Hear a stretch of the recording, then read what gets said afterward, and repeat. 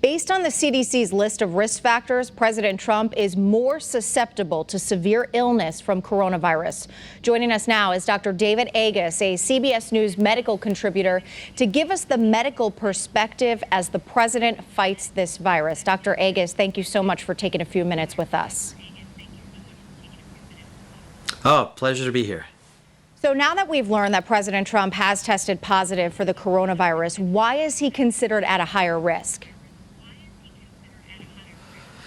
Well, he has three real risk factors. The biggest one is that he's male. Men have a worse outcome than women with COVID-19. He's over 70 years of age, he's 74, and he is overweight. All three of them are risks for complications to COVID-19. So we're much more worried about him than the average individual who's, say, 40 years old.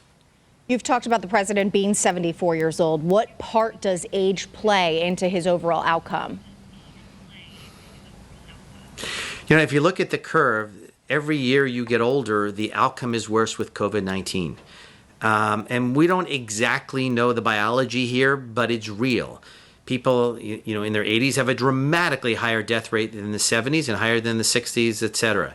And so you couple that with obesity or being overweight, and you couple that with being male, and they add up to a significantly higher risk. And obviously that gives us all concern.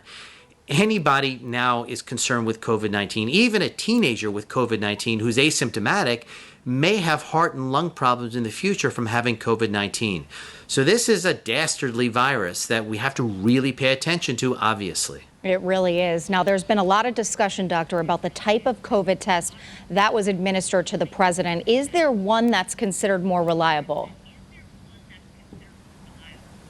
So certainly what we call PCR tests are the most reliable. And what that does is it amplifies the RNA of the virus and it looks for that RNA. Other tests are less reliable, like the antigen test. And so the president and the White House has been doing a form of amplification test called the Abbott Test. And that test is an accurate test if used correctly, and I assume it was used correctly in the White House, and it showed that he was positive. The problem is that if you're exposed to COVID-19, it may be anywhere from 2 to 14 days till you test positive. You need enough virus in the nose or the mouth to make the test positive to say you have it. And so in that interval, there could be a period where the tests are negative even though you have the virus. Thank you, Doctor. We appreciate it.